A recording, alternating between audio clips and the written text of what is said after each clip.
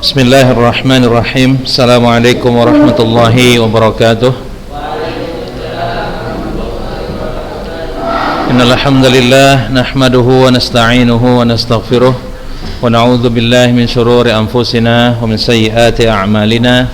May yahdihillahu fala mudilla lahu wa may yudlil fala hadiyalah. Asyhadu an la ilaha illallah wahdahu la syarika lah wa asyhadu anna Muhammadan 'abduhu wa rasuluhu la nabiyya ba'dah, amma ba'du. Baik, anak-anak sekalian, kaifa halukum jami'an? Ya. Alhamdulillah, kita bersyukur di pagi hari ini Allah masih memberikan kita kesehatan dan kelapangan waktu sehingga kita masih bisa bertemu belajar di kelas secara tatap muka walaupun sebagian dan sebagiannya lagi online. Namun ini adalah nikmat yang tetap harus disyukuri. Serta tak lupa juga kita mengucapkan salawat dan salam kita kepada Nabi Muhammad sallallahu alaihi wasallam yang telah menyampaikan agama Islam ini dan mengajarkan pada kita sunnah-sunnahnya. Baik, untuk pelajaran kita udah sampai di halaman berapa kemarin? Seingat Ustadz kelas 8 kemarin kita udah sampai Al-Mu'rab wal Mabni, kemudian tabel-tabelnya halaman 31 juga udah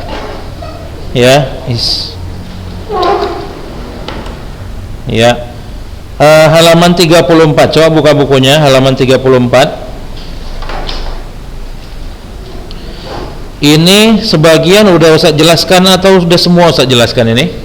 Udah semua ya? Udah semua. Al-alam ma'al adli berarti juga udah. Oke, sufla oke, 39 juga udah berarti. Al-asma al-mabniyah di halaman 40. Ini udah selesai semua atau baru sebagian ini? Isim mausul udah ya? Taib. Ada PR? Oh ya, taib, itu nanti dikumpul di akhir pelajaran ya. Nah, sekarang silakan coba buka bukunya di halaman 43. Ya, buka bukunya halaman 43. Judulnya Ismul Istifhami. Ismul Istifhami. Barisi bukunya kalau nggak ada barisnya itu. Kalau udah tahu nggak usah dibarisi, yang belum tahu aja yang barisi. Ismul Istifhami. Ya. Lihat di situ, isim istifham adalah isim yang biasa digunakan sebagai kata tanya. Nah, jadi ringkasnya isim istifham ini kata tanya dalam bahasa Indonesia. Kalau dalam bahasa Inggrisnya dia ada 5W 1H. Siapa yang tahu tuh kira-kira? Bahasa Inggris 5W 1H. Paham nggak maksudnya? Why, when, what, who, where. 5W 1H. Hanya apa lagi? How. Kalau bahasa Indonesianya apa?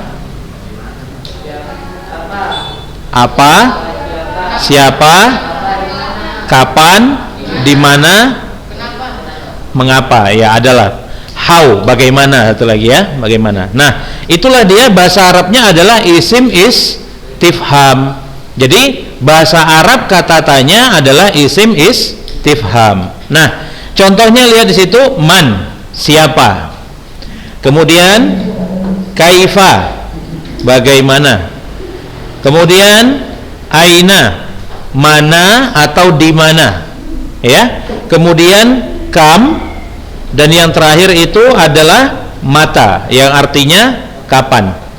Selain itu ada juga kata istifham yang terdiri dari huruf seperti ma dan hal.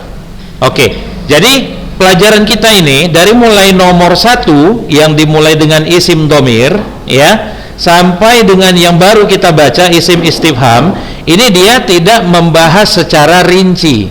Dia hanya menjelaskan apa itu isim istifham dan contoh. Jadi antum cukup hafal saja jenis-jenis isim mabni, isim domir, kemudian isim isyarah, isim mausul, isim istifham beserta contohnya. Jadi sebenarnya pelajaran kita ini cukup menghafal saja dengan sedikit pemahaman. Jadi pemahamannya belum terlalu mendalam, ya.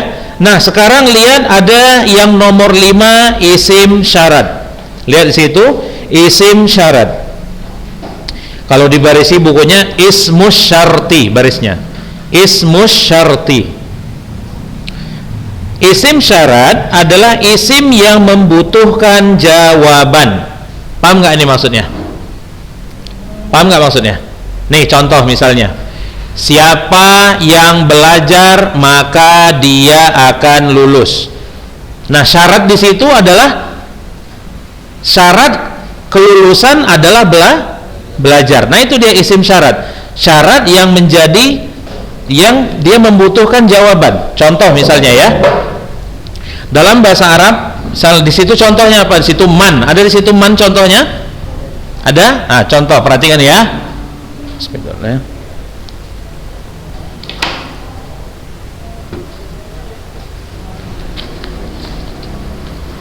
Ini boleh antum tulis untuk contohnya ya, isim syarat ya.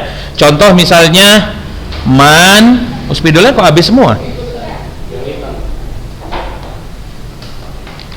Contohnya.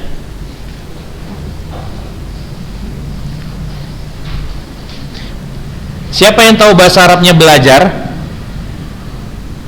Oh, atau membaca saja, membaca. Apa bahasa Arabnya? Iqra. Nah, contoh ya. Man yaqra yafham. Siapa yang membaca dia akan paham. Ini man disinilah, ini namanya isim syarat. Isim syarat. Ini namanya mannya di sini isim syarat. Nah, kalau antum perhatikan tadi di nomor 4 ya, yang nomor 4 ada nggak man yang dia istifham? Ada kan? Berarti di nomor 5 pun ada man yang dia syarat. Tapi tunggu, perhatikan dulu ya. Jadi man di sini namanya isim syarat, yaqra di sini namanya fi'il syarat, yafham ini namanya jawabus syarat. Inilah yang dibilang sama buku di sini isim apa tadi definisinya? Isim syarat adalah isim yang membutuhkan jawab syarat. Ini dia jawab syarat ini. Siapa atau barang siapa yang membaca dia akan paham. Apa syarat paham berarti? Membaca. Hasil dari syarat kalau sudah dipenuhi namanya jawabus syarat. Berarti jawabus syarat ini adalah jawaban untuk dari yaqra. Ya, kalau nggak paham ya udah nggak apa-apa. Ini kalau nggak paham nggak apa-apa. Ini saya jelaskan aja. Yang penting antum tahu salah satu isim mabni jenisnya adalah isim syarat. Kalau nggak paham nggak apa-apa. Ya.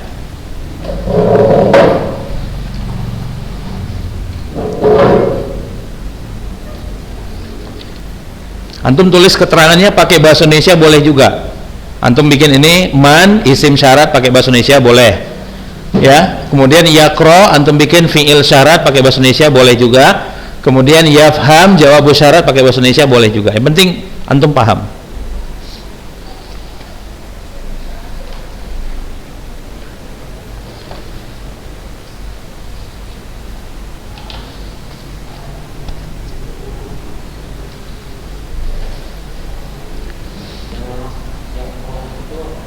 Membaca. Kedudukannya fi'il syarat. Fi'il syarat.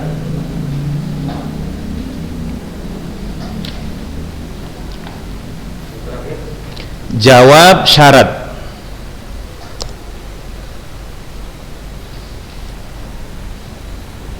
Isim syarat, fi'il syarat, jawab syarat.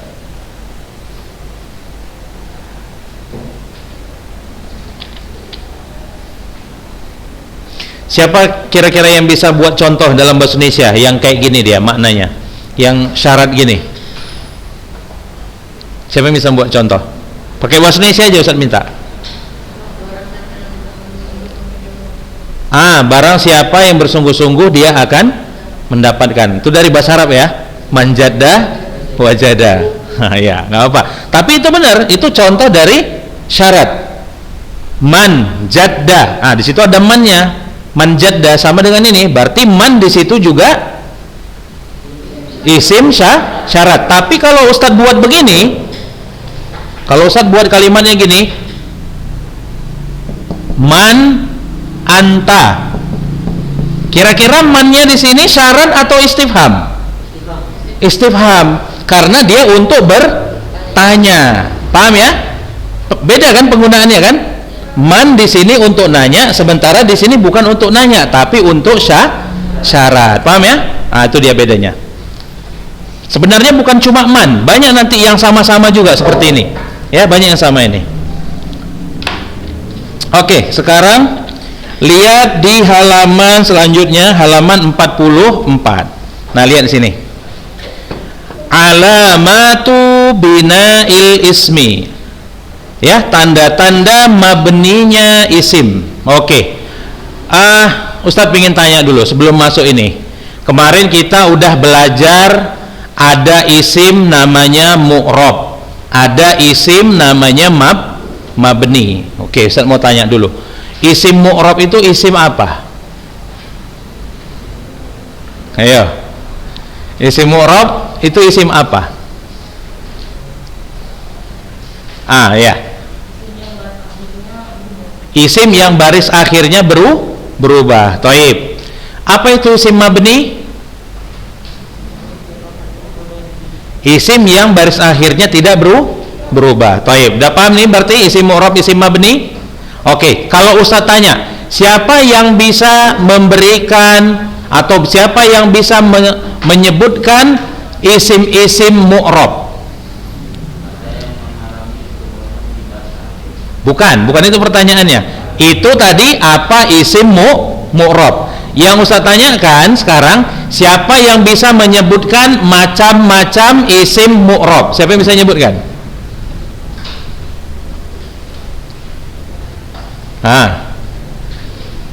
Ayo, siapa bisa menyebutkan? Oke. Untuk yang jawaban pertanyaan Ustadz yang barusan, macam-macam isim mu'rab, itu buka buku di halaman 31. Di halaman halaman 31. Nah, di situ ada kolom al-asma, nampak? Itu dari nomor 1 sampai 9 itu isim mu'rab semuanya. Artinya dari nomor 1 sampai 9 itu baris akhir dari isim-isim ini semuanya bisa berubah. Oke, ini perhatikan ya, perhatikan dulu Ustaz semuanya kemari. Soal ujian itu nggak akan keluar dari tabel ini. Halaman 33. Ya. 70% soal ujian itu berasal dari kolom ini, maka pahami ini baik-baik. Antum kuasai yang dalam tabel ini, insya Allah nilai antum di atas KKM. Pahami bagus-bagus, makanya. Ini udah usah jelaskan kemarin ya. Taib. Nah, sekarang kita balik ke pelajaran kita, ya. Di halaman 44. Balikkan lagi bukunya. Ingat tadi, halaman 31 itu nanti akan banyak soal ujian dari situ ya. Nah, taib. Sekarang kita lihat di sini alamatu bina'il ismi, tanda mabninya isim. Oke, tadi isim mabni artinya isim yang baris akhirnya tidak berubah. Nah, sekarang ini yang mau kita bahas mendalam. Perhatikan. Isim-isim mabni memiliki tanda-tanda khusus. Oke. Semalam kita ketika belajar i'rab ada berapa tanda i'rab? Nah, pada bengong semua. Ada berapa tanda i'rab kemarin?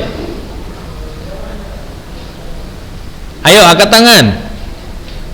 Ada berapa tanda i'rab? Siapa yang jawab tadi? Ada yang jawab? Oke, yang tahu angkat tangan. Nggak ada yang tahu? Sebutkan. Iya. Tanda i'rab itu yang kemarin yang kita pelajari, nah. Ar-raf'u nasbu, kemudian al-jarru dan al-jazmu. Apa tanda rafa? Dhamma. Apa tanda nasab? Apa tanda jar? Apa tanda jazam? Ini kalau nggak antum kuasai akan sulit belajar nahu selanjutnya. Mau sampai kelas berapapun antum, kalau ini nggak antum kuasai, nggak akan bisa antum belajar nahu. Capek antum belajar nanti. Cuma datang di kelas, duduk, kalau nggak paham tidur atau mungkin cerita. Maka ini harus paham. Ya, tanda antum kalau mau kuasai bahasa Arab, ilmunya ada 14. Ilmu untuk bisa kuasai bahasa Arab semuanya itu ada 14. Ada ilmu yang nggak bisa ditawar, artinya wajib diketahui. Ini salah satunya nahu. Kalau nanti antum naik kelas selanjutnya, itu ada pelajaran namanya balaghah. Pelajaran balaghah itu nanti ada 3 macamnya. Ini nggak dipelajari, nggak apa-apa. Tapi ilmu bahasa Arab antum belum terlalu mendalam kalau belum belajar balaghah. Tapi antum masih bisa bahasa Arab. Tapi kalau nahu antum nggak bisa, itu nggak bisa ditawar. Berarti kalau antum nggak bisa nahu, artinya antum nggak bisa bahasa Arab. Paham nih? Baik. Dah. Nah, sekarang kita balik ke pelajaran. Perhatikan, lihat. Isim mabni memiliki tanda-tanda khusus, yaitu yang pertama mabni alal fathi. Contohnya aina, kaifa, dan anta. Baik, perhatikan. Coba ya.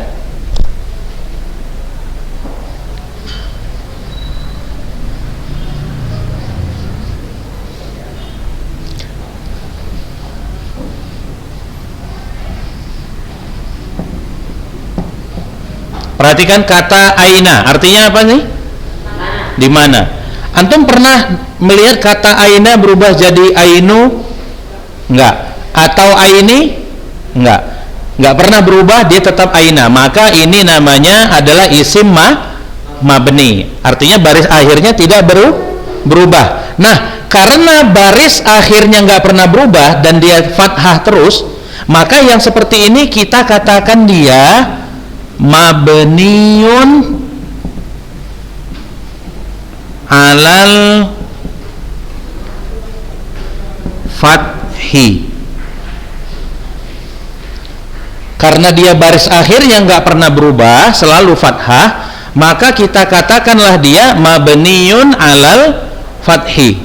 Sampai sini bisa dipahami apa enggak nih? Bisa? Coba yang belakang saya tanya. Itu Ustaz tengok bengong-bengong aja. Coba ulangi penjelasan Ustaz. Apa yang maksud mabniun alal fathi? Siapa nama antum? Nah, antum siapa namanya? Habibi.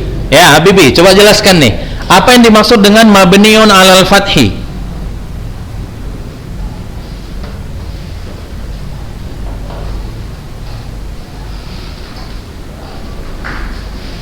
Ayo, Habibi.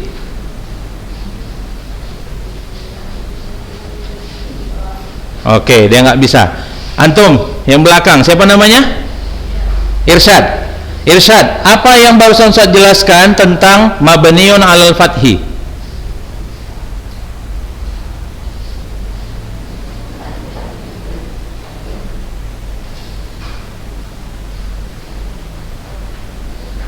Oke, nggak bisa juga. Antum paham tadi? Coba jelaskan. Apa arti dari mabniun alal fathi? Iya, itu mabninya. Tapi kalau mabni tadi oke, baris akhirnya tidak pernah berubah. Alal fathinya?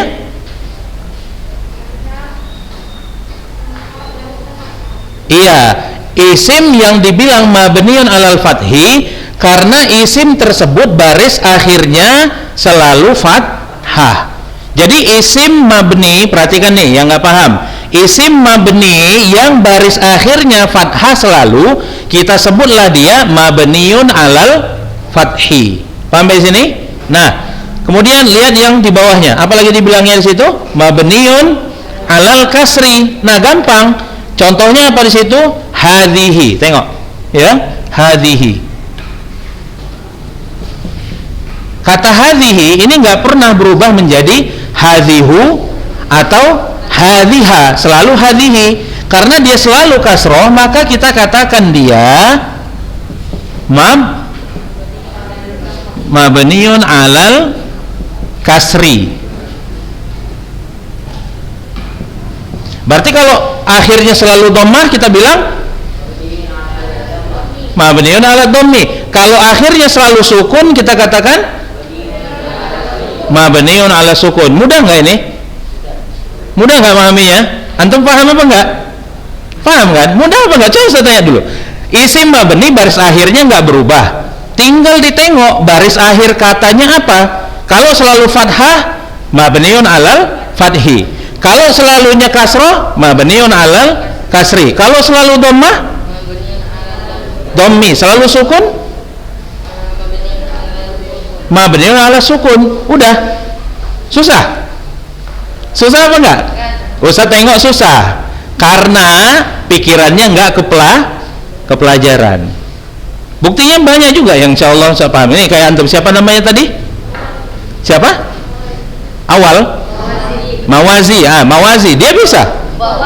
Oh, Fawazi. Baik. Nah, lanjut, perhatikan kesimpulan. Nah, lihat kesimpulannya. Lihat situ, isim mabni ada 5 macam. Nah, ini yang kita pelajari minggu lalu.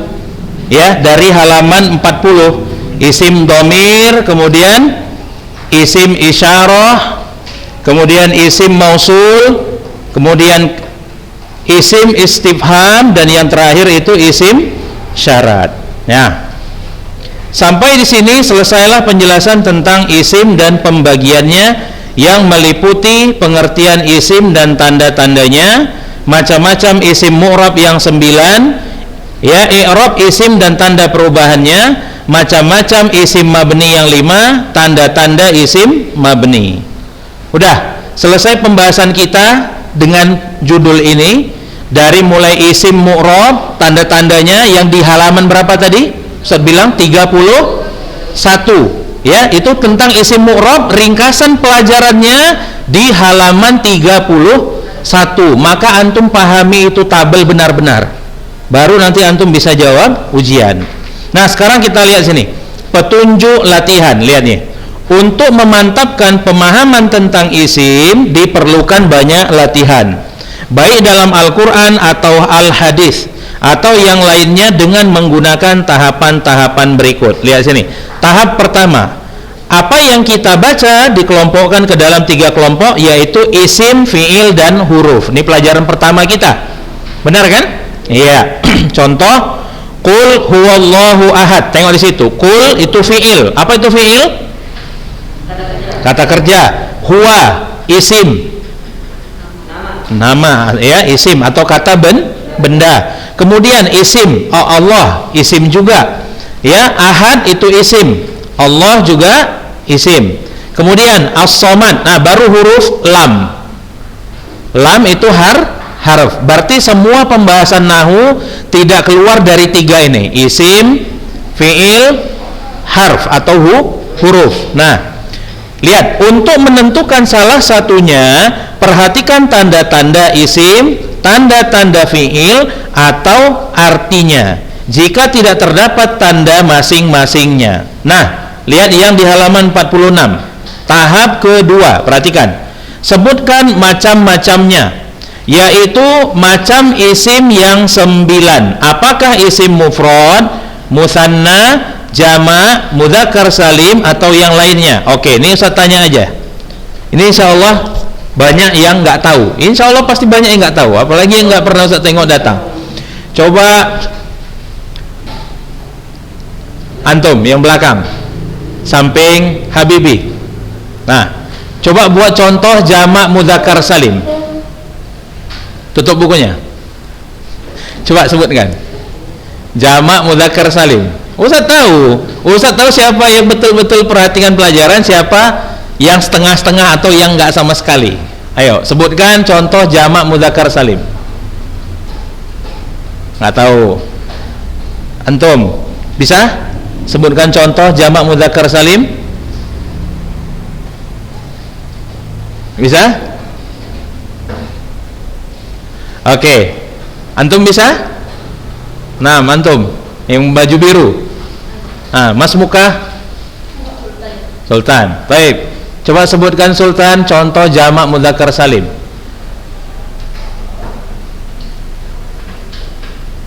Ayo. Hah? Muslimun. Bagus. Gimana tulisannya? Coba eja hurufnya.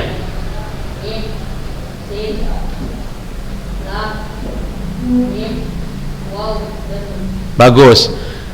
Taib, antum ya. Coba. Itu jamak mudzakkar salim dalam kondisi apa?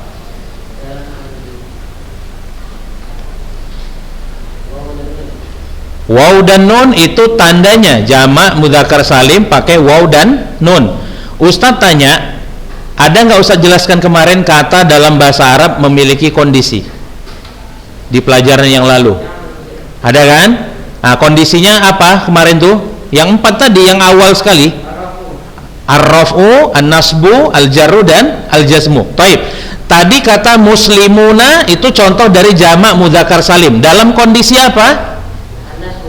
An-nasbu. Apa tandanya? Mana baris fathahnya di situ? Muslimuna. Huruf nunnya. Ada yang bisa ngasih jawaban lain? Ada yang bisa ngasih jawaban lain? Ah, baik. Ar-raf'u. Apa tanda rafa'nya jamak mudzakkar salim? Waw dan nun. Itu. Gimana kalau nanti Ustadz tanya, sebutkan isim mu'rab atau sebutkan 9 isim mu'rab beserta tandanya. Kalau Ustaz tanyakan kayak gitu gimana nanti? Hah? Itu baru satu soal ya. Kalau Ustaz tanya baru satu soal. Sebutkan 9 macam al-asma al-mu'rabah, isim mu'rab beserta tanda dan contohnya. Gimana kalau Ustaz tanya kayak gitu? Ini Ustaz baru tanya contoh jamak mudzakkar salim.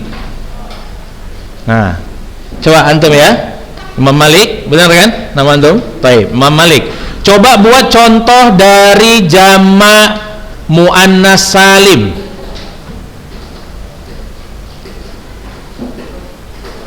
Ayo. Solawatun, bagus, bagus. Apa tandanya? Salah. Siapa yang bisa jawab? Jamak muannas salim. Taib, antum. Alif dan ta. Oke, sekarang Ustaz tanya. Bagaimana jamak muannas salim kalau dalam kondisi nasab? Waalaikumsalam.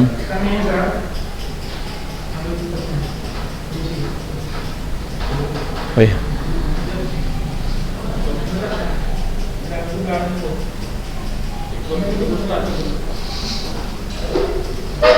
Jumpai dulu orang tuanya.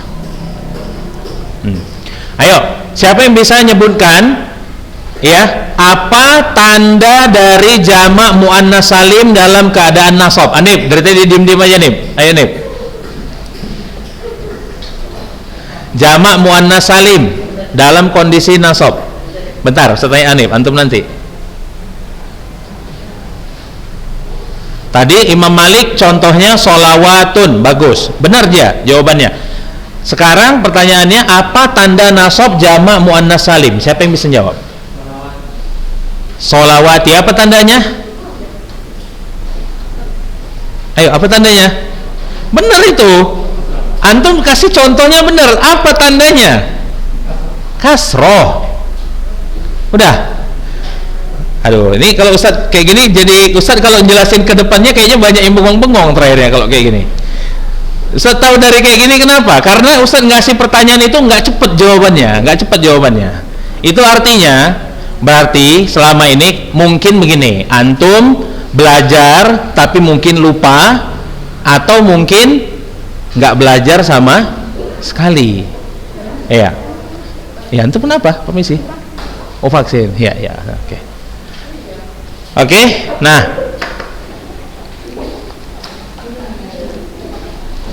udah balik ke pelajarannya, buka lagi bukunya halaman 46. Nah lihat ya, Ingat, dari 9 macam isim itu terdapat 2 macam isim yang tidak ada tandanya, yaitu isim mufrad dan jamak taksir. Oke, saya mau tanya dulu sebelum itu. Antum jangan buka bukunya ya, lihat, coba buat contoh isim musanna. Atau saya tanya gini, oke, apa tanda isim musanna?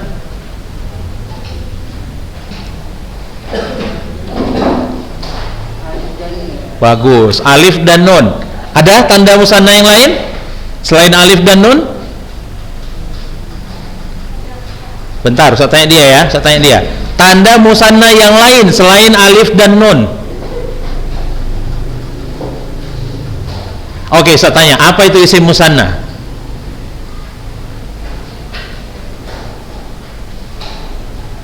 Ustaz tadi nanya, bentar, tadi Ustaz tanya, ada nggak tanda lain selain alif dan nun kan? Oke, mungkin antum nggak tahu.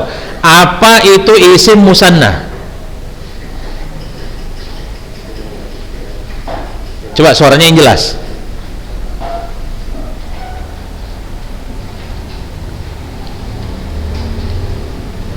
Oke, belum tahu. Coba siapa tadi namanya? Fawazi. Baik, Fawazi. Apa itu isim musanna?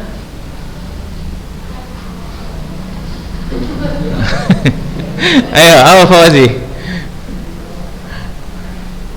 Isim yang menunjukkan 2, yang tandanya alif dan nun atau ya dan nun.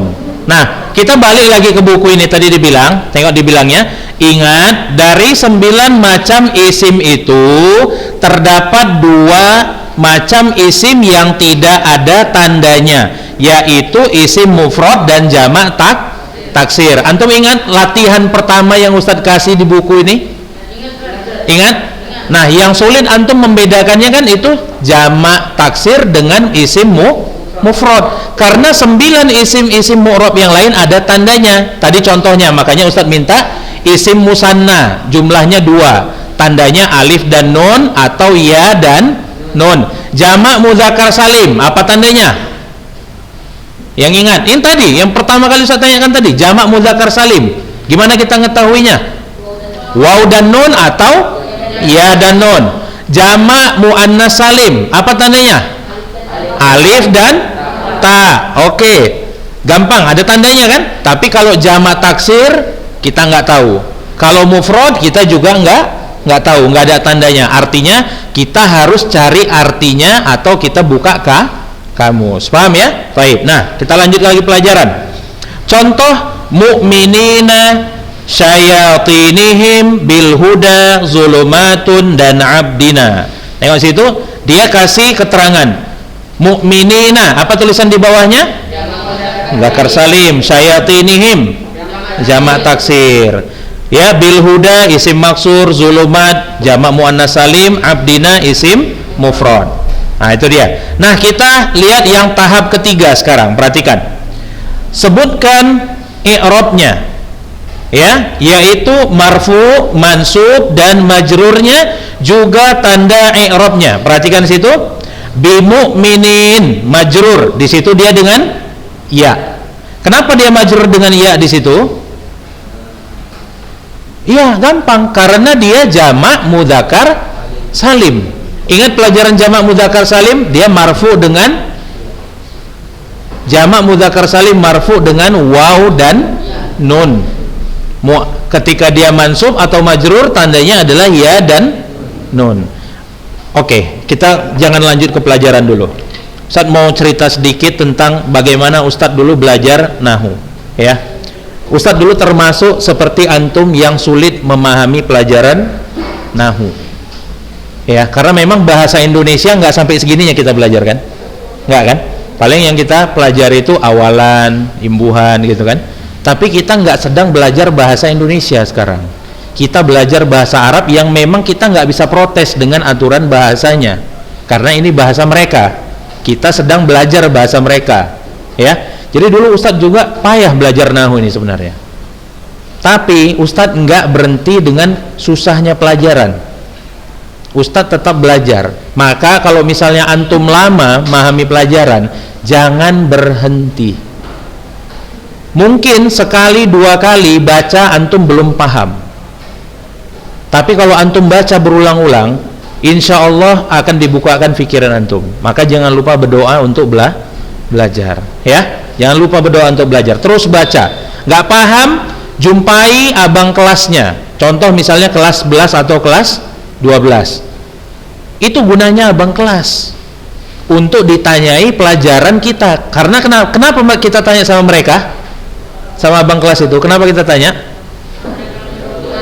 Karena mereka duluan sudah belajar ini, kita datang belakangan. Nah, kita berbaik sangka sama mereka. Mereka udah belajar, pastinya insya Allah mereka tahu, kan gitu. Itu gunanya abang kelas, bukan diajak untuk begaduh atau diajak untuk sekedar main futsal. Ya, itu gunanya belajar. Ada kawan, ada abang kelas. Atau kalau antum nggak paham pelajaran di kelas, kan kalau belajar di kelas kan ada aturan waktu. Sekian menit, Ustadz udah harus keluar. Selama Ustadz di sini, antum silahkan jumpai Ustadz. Ustadz, ana nggak paham pelajaran yang ini Ustadz. Ustadz bisa jelaskan ulang. Insya Allah akan Ustadz jawab kalau Ustadz ada waktu. Jadi jangan malu-malu. Ustadz belum pernah ada jumpai sekarang ini ya, tahun ajaran ini ada murid jumpai Ustadz, Ustadz ana nggak paham Ustadz pelajaran ini Ustadz, bisa Ustadz jelaskan. Di tahun-tahun yang lalu ada yang kayak gitu. Apalagi pelajaran Ustadz ini kan sebenarnya pelajaran yang sulit. Sulit apa nggak kira-kira pelajarannya? Sulit, banyak hafalannya. Ustadz, kami harus ngapal isim mufrad, tandanya ini, ketika rofa ini, ketika nasab ini, ketika jar, kan gitu kan? Banyak Ustadz. Pelajaran yang lain ada, iya. Ustadz maklumi itu. Kalau antum sulit pelajaran ini, maklum. Antum sekarang belajar banyak pelajaran. Tapi Ustadz ingin antum jangan tinggalkan sama sekali pelajaran ini. Apalagi ini ilmu tentang agama juga. Walaupun ini nggak belajar tentang cara sholat, benar kan? Ilmu ini nggak bahas tentang sholat kan? Atau cara puasa, bayar zakat, enggak kan?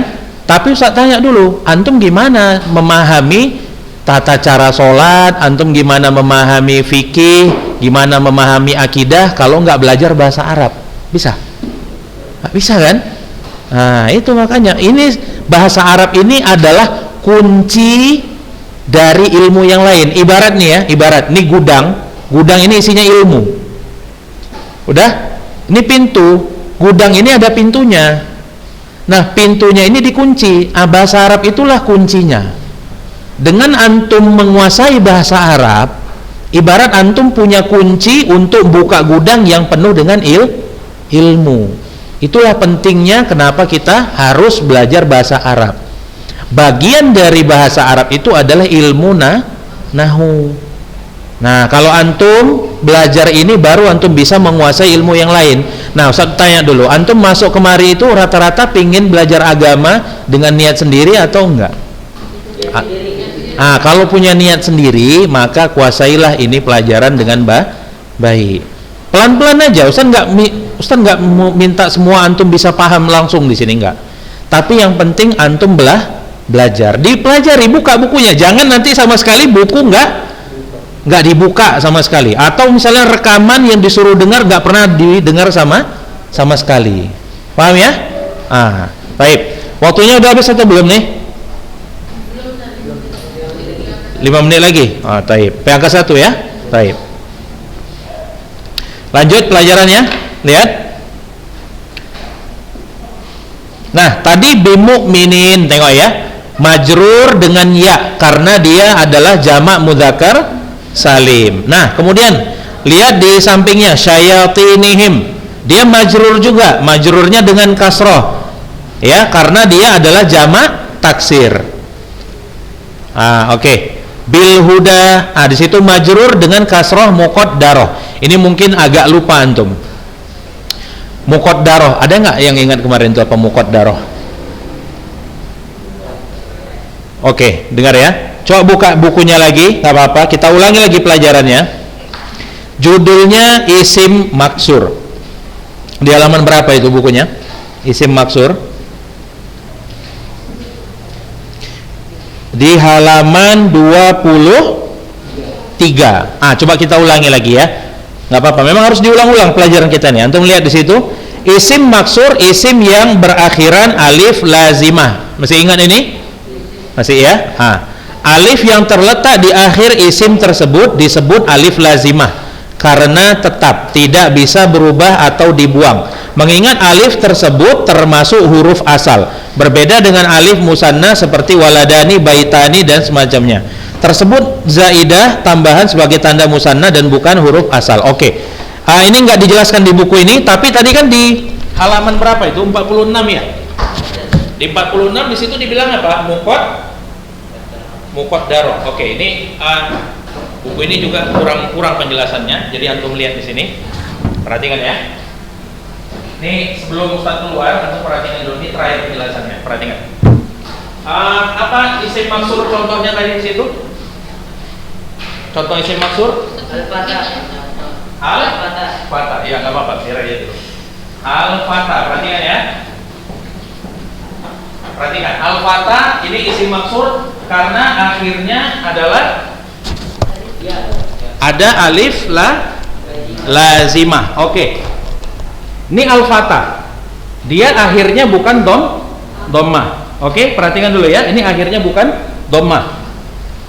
Kalau misalnya Ustadz tambahkan di depannya kata min. Min ini kalau ada kata didahului oleh huruf min, barisnya jadi apa? Misalnya Ustadz bikin ya, kata al-baitu, contoh. Ada kata min di depannya, baris akhirnya jadi apa? Kasroh. Berarti min al-baiti atau minal baiti. Nanti antum jumpa ada min, ada mina, tapi artinya sama. Dari. Oke. Sekarang kalau misalnya kata mina ini, kata al-baitinya Ustaz hapus. Ustaz tulis setelahnya kata al-fatah. Kira-kira barisnya jadi tetap al-fatah atau enggak? Tetap atau enggak? Tetap. Berarti kasrohnya enggak ada. Ya? Atau misalnya Ustadz bikin kata inna. Oke. Inna ini perhatikan dulu ya. Dia kata setelahnya jadi baris fathah. Contoh misalnya kata al-baitu tadi, setelah kata inna dia berubah menjadi al-baita. Innal baita. Oke. Tapi kalau setelah inna ini katanya al-fatah, dia tetap jadi al-fatah. Jadi innal fatah. Loh, Ustaz, berarti al-fatah ini Ustaz mau dia marfu, mau dia mansub atau dia majrur, dia tetap al-fatah Ustaz, enggak ada tandanya. Tapi kenapa dia dikategorikan ke dalam isim yang baris akhirnya berubah? Coba lihat bukunya halaman 31. Lihat bukunya halaman 31. Lihat bukunya lagi. Tengok. Judulnya isim mu'rab. Isim mu'rab tadi apa artinya? Isim yang bisa berubah. Ini kok gak berubah Ustaz? Tapi kenapa dia dikategorikan ke dalam isim mu'rab? Buktinya dia dimasukkan di nomor 7. Benar apa enggak? Iya kan?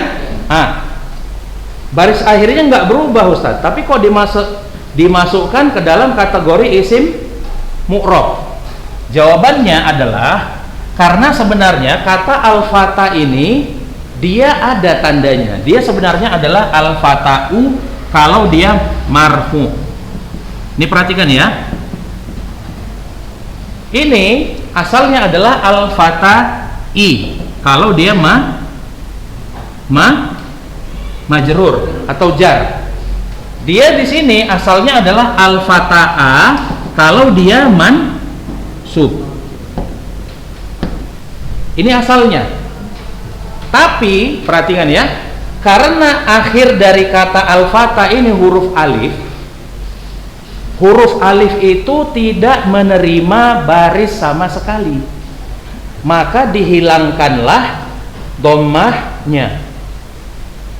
Kan tadi Ustaz bilang alif tidak menerima baris sama sekali.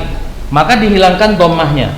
Tengok, ini minal fatai, ya, karena alif tidak menerima baris sama sekali, dihilangkanlah kasrohnya. Paham? Nah, innal fata a, karena alif tidak menerima fathah sama sekali, dihapuslah fathahnya. Maka disebutkan di buku di situ, lihat contohnya al-maksur, ketika dia marfu disebut dengan dhammah muqaddarah. Artinya dhammah yang dihilangkan. Paham maksudnya tadi? Karena alif nggak bisa menerima baris, maka baris-baris dhammah, baris kasroh, baris fathah itu dihapus. Maka ketika isim maksur dalam kondisi marfu, tandanya adalah dhammah muqaddarah.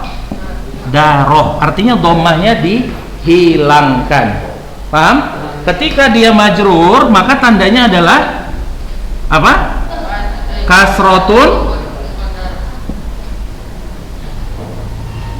Kasrotun muqaddarah. Ketika dia mansub, tandanya apa? Fathatun muqaddarah.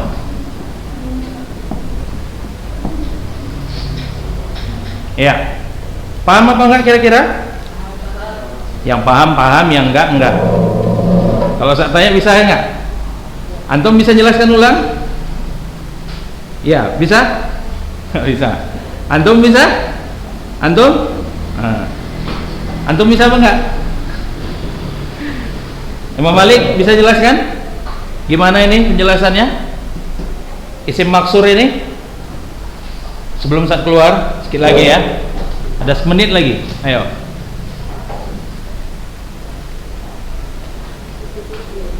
Antum bisa? Enggak apa-apa, coba. Isim maksur tadi adalah isim yang akhirnya alif. Tadi Ustadz bilang gimana kalau alif itu? Tidak bisa menerima harokat atau baris sama sekali. Nah, maka sebenarnya kata al-fata asalnya adalah al-fata tapi karena alif tidak bisa menerima baris, dihilangkanlah dhammahnya. Maka kita sebutkan isim maksur ketika dia marfu, tanda rofanya adalah dhammatun muqaddarah atau dhammah yang disembunyikan atau dihapus. Paham? Antum paham? Coba jelaskan yang kedua. Minal fata. Nih paham nggak nih? Kayaknya ngantuk saya tengok antum. Antum paham apa enggak? Paham atau enggak? Hah? Oke, coba antum, coba jelaskan. Yang ini. Oke, ini isim apa namanya dulu? Apa namanya nih? Fata ini contoh dari isim apa? Isim maksur. Coba. Isim maksur itu akhirnya alif. Nah, coba jelaskan sekarang. Ya udah, baik. Ya udah. Kalau sekarang antum nggak paham, ya nanti insya Allah mudah-mudahan bisa paham ya. Baik. Siapa masuk setelah ini? Bisa? Baik. Kita tutup pertemuan hari ini dengan doa kafaratul majelis. Subhanakallahumma bihamdika, asyhadu an la ilaha illa anta, astaghfiruka wa atubu ilaik. Assalamualaikum warahmatullahi wabarakatuh.